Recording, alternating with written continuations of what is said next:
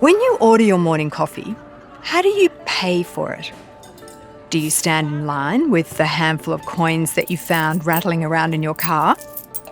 Or when you get to the front of the queue, do you quickly tap your card and move aside? Or have you ordered and paid via an app before you even got there? So the moment you step foot in the cafe, your order's ready. UNSW economist Richard Holden says it's unlikely cash will buy your coffee for much longer because digital payments are simply better for business. It's more efficient. You can serve more customers, get customers through the line faster. You don't have to have a float and the cash handling. You don't have to pay somebody in your cafe or your restaurant to spend half an hour bundling up the coins and cash into the right denominations and taking them to the bank. You don't have to have the insurance associated with having cash on site. Professor Holden calls this a functionally cashless economy. Today, a little bit less than 10% of transactions weighted by dollar value involve cash. The rest is paid for online or with tap cards or with Apple Pay or with Google Pay or wire transfers, those kinds of things. So if a digital economy is the way of the future, what do business owners need to know? And how do we smooth the transition from cash so that no one gets left behind?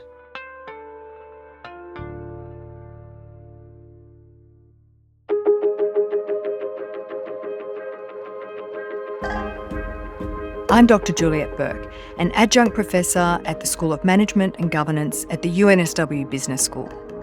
This is The Business Of. Richard, 2008 was a year in which everything changed for money and economies around the world. What was so pivotal about that time? It was the year of the financial crisis, or as Australians call it, the global financial crisis. But I was in the US, I was at the University of Chicago at the time, so the US economy was in a complete meltdown. September 15th, 2008, Lehman Brothers filed for bankruptcy. There was nowhere for that bank to turn. The credit markets had totally frozen up. And so that was really the trigger of this period of very, very low official interest rates in most advanced economies around the world, sort of zero interest rates for a really long time. That was one thing that changed. That's sort of the birth of cheap money. It was the year that the iPhone 3G launched. As we arrive at iPhone's first birthday, we're going to take it to the next level. And today we're introducing the iPhone 3G. So that's sort of the beginning of the era of mobile money, paying with your phone, paying with wearable devices. It's the beginning of what became Apple Pay and now Google Pay and, so on. And it was also the year that Satoshi Nakamoto, which is a pseudonym for someone or some group of people that we don't know who it was, wrote the Bitcoin white paper. Nakamoto envisaged the cryptocurrency as a peer-to-peer version of electronic cash. Value would be exchanged from one person to another without the involvement of middlemen like banks. And this is the beginning of Bitcoin, and it all happened in 2008. And cheap money, why was that so pivotal in that moment? It's the trigger of incredibly low interest rates that ripples throughout individual economies and throughout the world economy. So throughout individual economies, it arguably leads to a whole lot of different kinds of behaviours, some of those good, some of those not so good. So potentially leads to asset price bubbles, big run up in housing prices. It drives a lot of returns to people who own assets versus people who earn labour income. So that has implications for economic inequality. And it also provides this fire hose of money that funds a whole lot of tech innovations that arguably leads to the Magnificent Seven today, which is there's just a lot of very cheap money to fund that. But it has implications for less economically advanced economies around the world. So it's not just the sort of tech access, it's in your pocket, but this sort of whoosh of money through the system feeding investments as well. And one of those investments is digital payments. Absolutely. And then the pandemic. So that was a real accelerant to a cashless economy. I think we all experienced that. We all started buying online. Is there any more to it than that we all went, can't go to the shops, need to buy online, am able to do so? I think there's also the stuff at point of sale. So this is a time where a whole lot of businesses in Australia said no cash. And, part of that was when people were worried about touching money. Right. We're being told to Purell all the time and all this kind of stuff. So people are like, I don't want to touch money. There was also, I think, just the practicality of it, which is at a time when businesses were really struggling, all the extra costs associated with cash really came to the fore. So you've got to have a float. You've got to have extra insurance when you have a whole bunch of cash on site. You've got to bundle up the money at the end of the day and get it to the night safe or to the bank and all that kind of stuff. That all takes time. And when businesses are really under a lot of pressure, they try and look to take those inefficiencies out of the system. So it's a real catalyst for that. And then on the consumer side, a whole lot of people, now not everyone, but a whole lot of people, maybe most people, look at it and say, well, this is just way better. I don't want to stand behind someone, rumbling through their wallet or purse for 10-cent coins, paying for a coffee, and people understand the efficiency of it and get used to it. And there was the PayWave thing as well, that you could just sort of stand there and wash your card over it. So you didn't even have to have much of an interaction, really. Yeah, no, that's exactly right. And of course, Australia's been really at the forefront of that kind of tap card technology. It's one of the upsides of having really only 4 major banks in the country, is that they have, in competing for business customers, rolled out really world-leading point-of-sale equipment and have been at the forefront of those innovations, whereas you go to the US, you still might have to use a magnetic strip on a card, sign a piece of paper, and so on. I mean, that went away a long time ago in Australia. And why haven't other economies caught on with that aspect of a cashless economy? Well, some have. So, Sweden's an example of that that's arguably even ahead of Australia. But these things take both sides of the market for it to work. So, you need consumers to be wanting it and pushing it and having those things. The US is a great example of a whole lot of people being unbanked. There are a lot of people in America who don't have bank accounts. Some of those are undocumented immigrants. Some of those are quite poor people. Almost no one in Australia is unbanked. So you can have that kind of technology and can roll it out. So there's a degree of chicken and egg when it comes to this stuff. What are the consequences for businesses now? In 2025, what does it look like to be cashless? Is that where we're heading? I think that's your prediction, right? Well, I think we'll be functionally cashless is the way I refer to it. So, yeah, are there going to be some people who really, really want to pay with cash?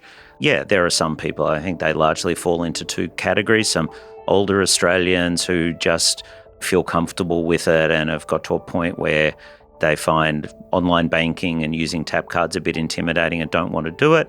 And then there are people who have conspiracy theories about government control of stuff, and those people want the anonymity of cash. And so those people are going to want to use cash until it becomes impractical. We've already seen examples of that. If you cast your mind back to last Easter, there was a real shortage of cash in the system because Armaguard and the companies that actually provide cash, that's a business that's functionally bankrupt. And so there's a real question about who's going to pay for all this cash handling. You can imagine when have this big fixed cost of all these trucks, taking cash around, dropping it off at Woolworths, picking it up at Coles, and so on. Well, that's one thing if cash is 20%, 30%, 40% of the transactions. Cash is now under 10% of the transactions by value in Australia, but you've got basically the same fixed cost of that delivery network. So you've got a same cost, lot less revenue. You don't have to be a UNSW graduate to figure out that puts pressure on your bottom line. Can you just talk me back to that 10%? What does that mean? Does that mean that 90% of the economy is cashless? Is that what you mean by a functionally cashless society? So let's just talk about today. Today, a little bit less than 10% of transactions weighted by dollar value involve cash. So if you think about there being $100 million of consumer transactions in a given period of time, less than 10% of that, less than $10 million is paid for with cash. The rest is paid for online or with tap cards or with Apple Pay or with Google Pay or, wire transfers, those kinds of things. What I'm saying is that in 5 years, that 10% will be down to some de minimis number below 5%.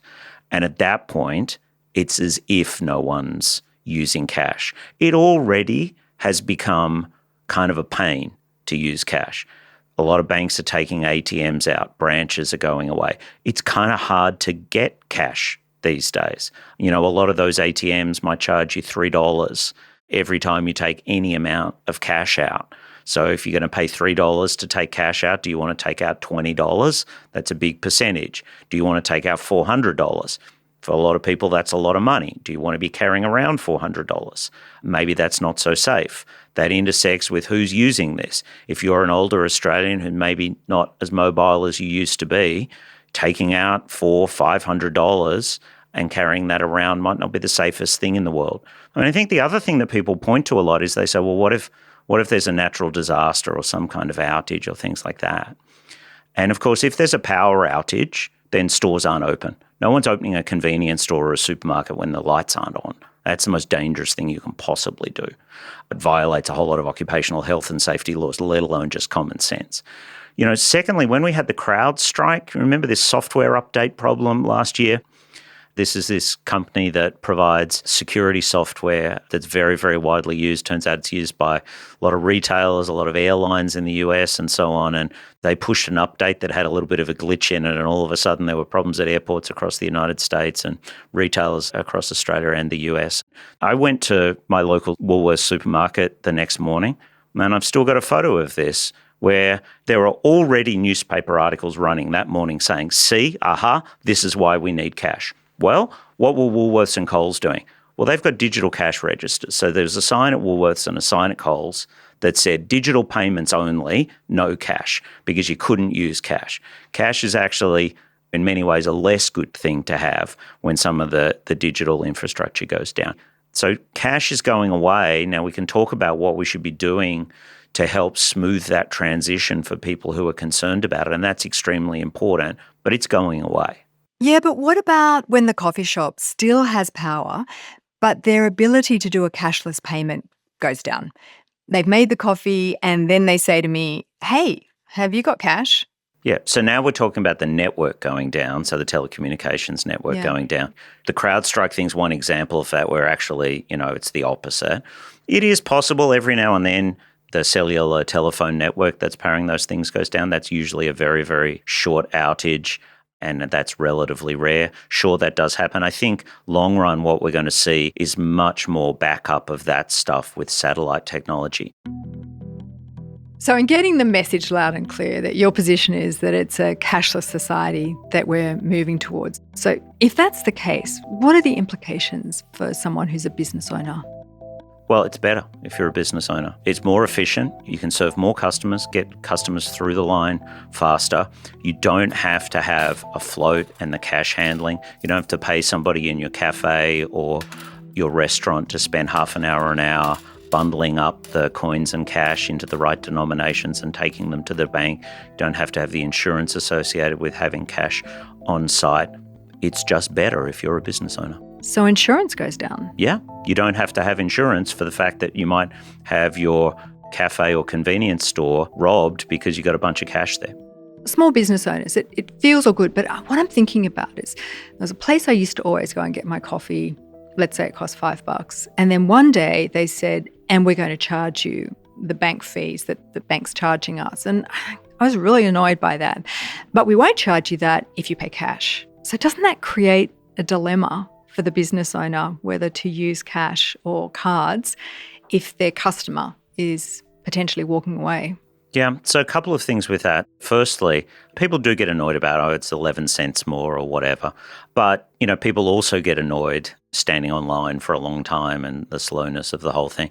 I mean, the government announced legislation last year saying, well, actually for debit card transactions, you can't charge that small amount. There are already rules in place that says all that business can do is just recover cost. They can't make a margin on it.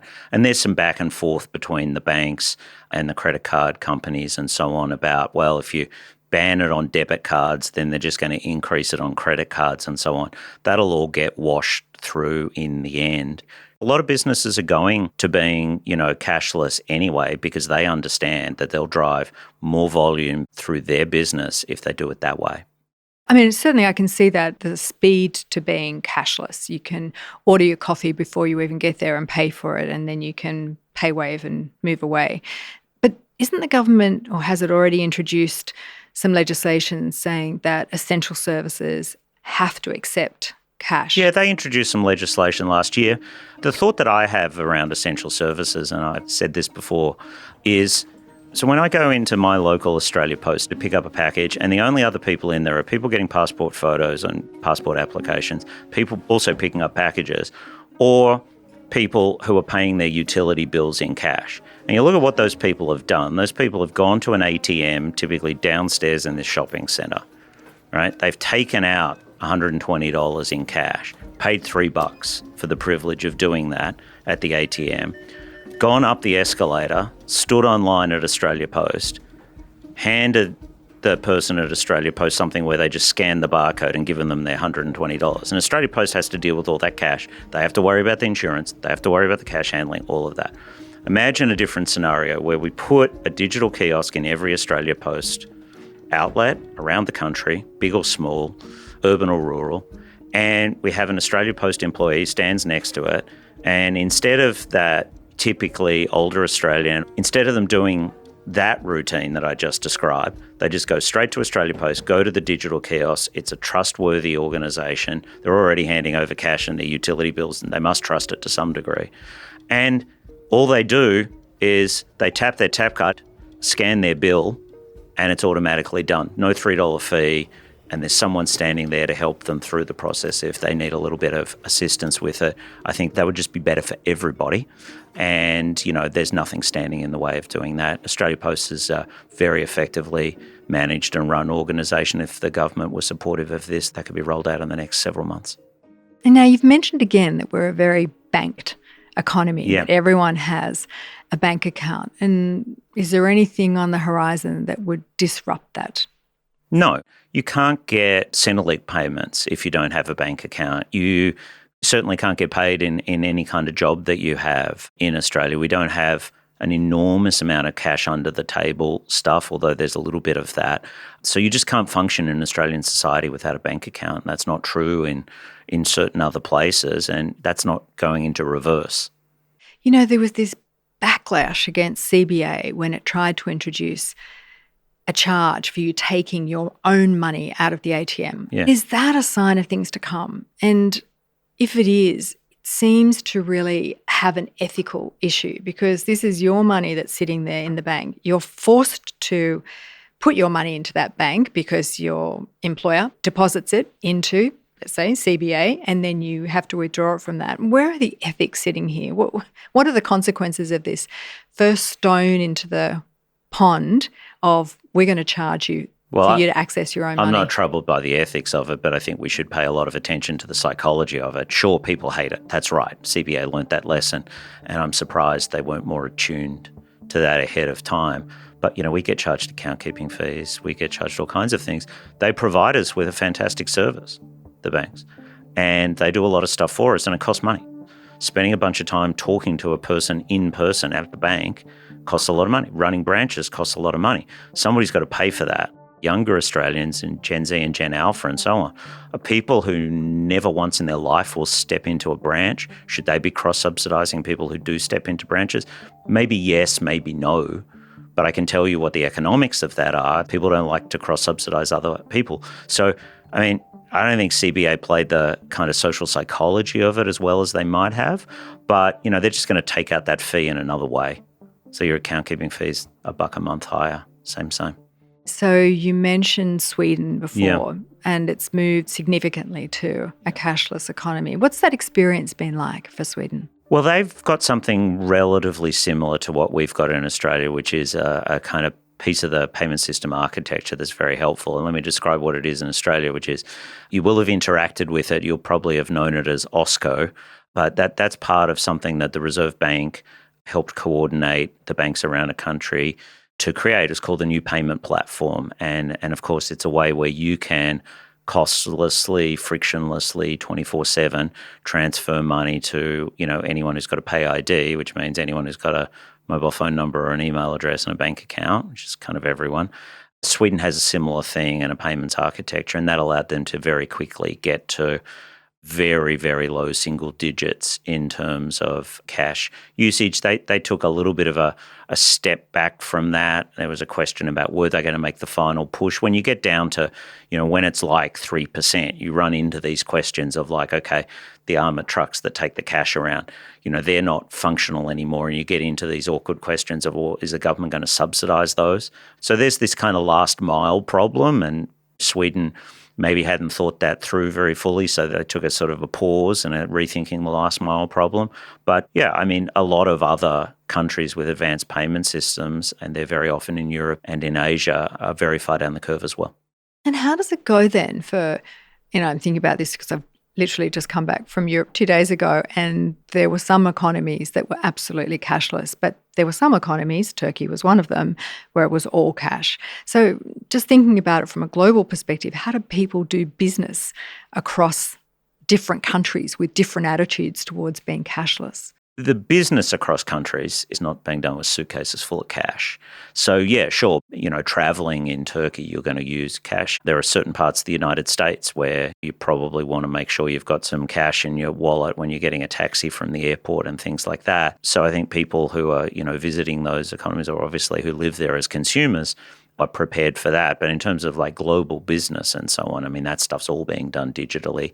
And indeed, there's a move towards what are known as wholesale central bank digital currencies, where central banks dealing with other central banks, that's already done digitally. There's a move towards that being done in a tokenized way. You can think of it as being akin to blockchain technology, although there are some differences. But the real flows of money around the world, the big flows, are already fully digital, even with countries where, you might have to use cash as a consumer. And let's talk about cryptocurrency and Bitcoin and blockchain. Like, where is that going to, and how does that fit into this cashless society conversation? Well, Bitcoin and other cryptocurrencies got a very big boost from Donald Trump being elected president. He had a lot of financial backers and donors connected with the crypto industry. The big problem that cryptocurrencies have is the cost of digital trust.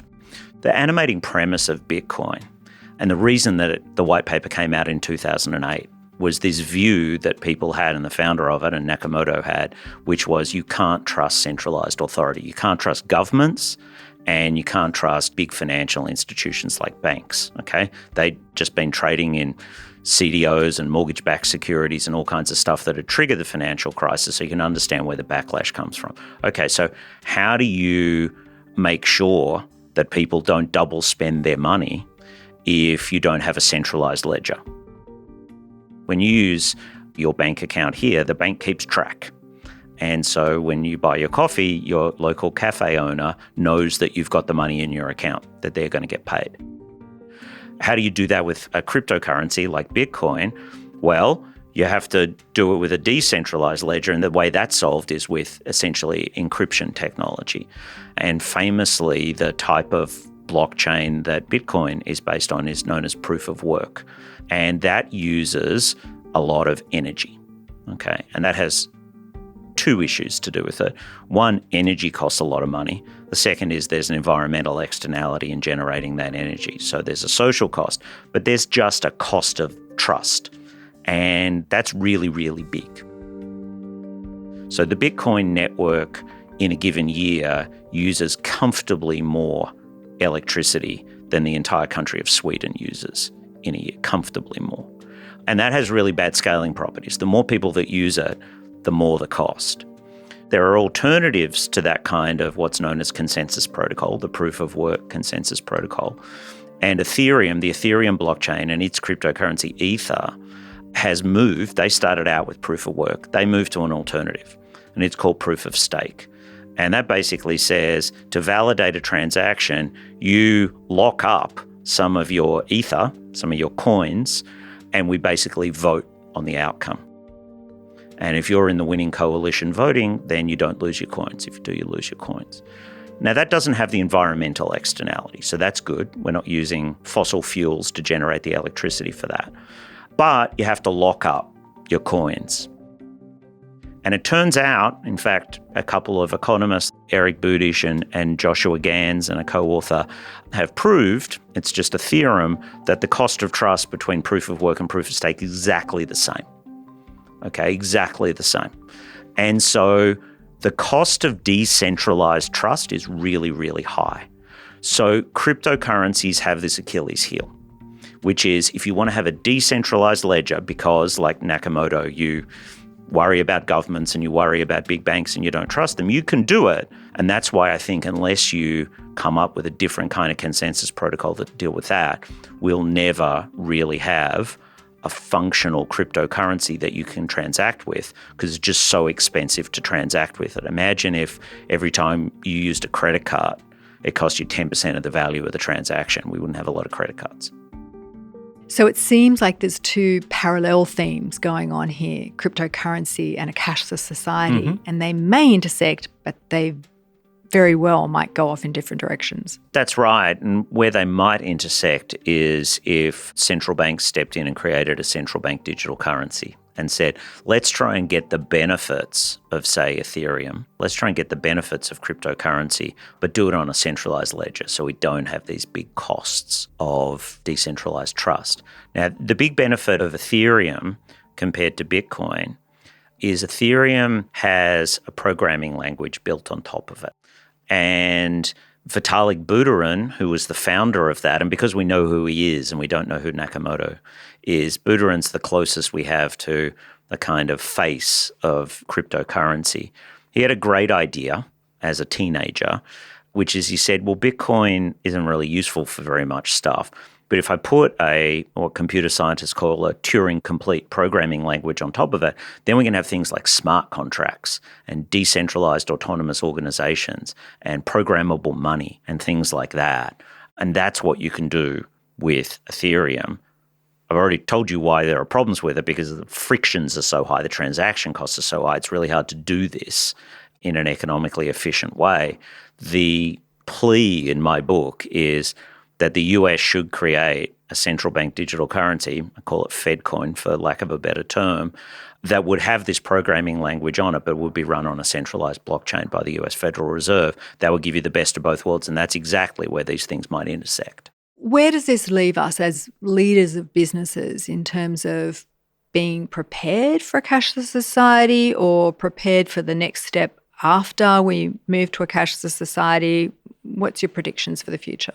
I think embrace it. Whatever you want to say about, Gen Z and Gen Alpha and so on, they have great facility with technology. I mean, these are people who've, grown up in the social media era, who are glued to their phones for better or worse. The idea that they're going to take a step back from technology, I think, is misguided.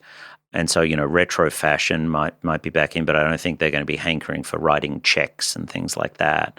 So I think thinking more about what the sort of, I guess you'd call it fintech, but the kind of innovation ecosystem in digital payments looks like is really important. So there is essentially no blockage to somebody inventing or creating an app in Australia, and the banks could do it with their payments apps, that allows you to do what a lot of people might have remembered their parents doing growing up, which was have, an envelope for groceries and an envelope for the insurance and an envelope for and an envelope for going out to dinner or whatever it might be, this kind of segregating things into different accounts. Now, in principle, you can do that by having like 9 different bank accounts or something, but then, you got account keeping fees and things like that. You can already, and this exists in the United States, and it ought to be coming soon to a banking app near you in Australia, hint, hint to the big four, is the ability to have segregated accounts within your one transaction account. Just say, look, I want 9 little buckets, and I'm not going to get overdraft fees if one of the buckets goes into the negative. It just gets covered from the other. But it allows you to do kind of mental accounting. So I think that's just one example of many. And, if I had better examples, I'd be a fintech entrepreneur, not a lowly economics professor. But I think leaning into that and saying, okay, that's something that people want. We can do that digitally really, really effectively and give people a better version of the kind of old school technology of cash in envelopes.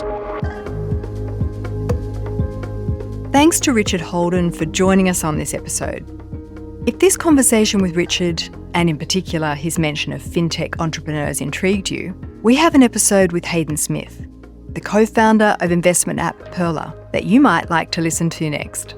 Most people are busy, tired, stressed, and I think the headspace is a big thing because, if you could just press a button and suddenly put all of your money in the best savings account and the right amount, everyone would probably do it. We want to help guide people and make decisions easy, just providing the tools to make that happen as well. You can find a link to that episode in the show notes. The Business Of is brought to you by the University of New South Wales Business School, produced with Dead Set Studios. To stay up to date with our latest podcasts, as well as the latest insights and thought leadership from the Business School, subscribe to Business Think at businessthinc.unsw.edu.au.